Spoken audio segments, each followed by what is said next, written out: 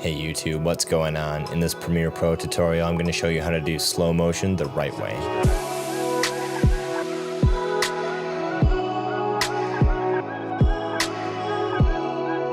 So here we are inside of Premiere Pro. Now the first thing you're going to want to do when conforming slow motion footage is to figure out what your final frame rate is going to be of your finished product. And in this case, we want 24 frames per second. So we're going to go New, Sequence. We're going to go over here to the settings. Our footage in the bin here is full HD, so we're going to change this to 1920 by 1080. Then we're going to go up here, and we're going to switch this to 23.976. You can keep it 24 or switch it to this, it doesn't really matter, as long as you take note as to what frame rate your sequence is in. So all of these clips were shot on the Sony a6300, shot in 120 frames per second.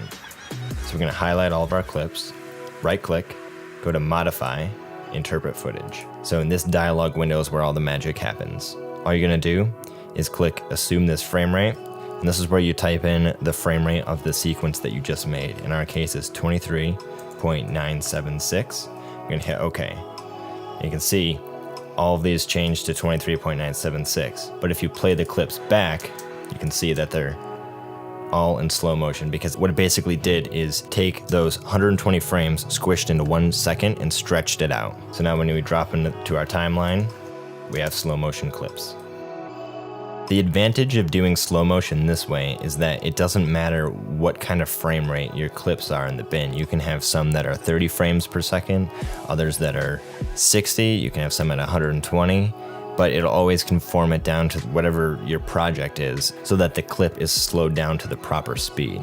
For example, here I have a clip shot at 120 frames per second and a clip shot at 60 frames per second. And we'll also toss in a clip that was shot just at our sequence's frame rate. So now we're going to right click, go to Modify, Interpret Footage, assume this frame rate, 23.976. Didn't do anything to this clip here, but our 60 frames shot is slowed down to the correct speed, and also our 120 frames per second shot did as well. So the other more time-consuming way to do this is to drag your clip down and onto the timeline. You can right-click and you go to Speed and Duration, and this is where you need to know the rate at which you need to slow down your clip. 120 frames would need to be slowed down to 20% to be the correct length. So we'll give that a look. And this is one way to do it, but that means every time you drag in a clip, you have to remember what frame rate that clip was.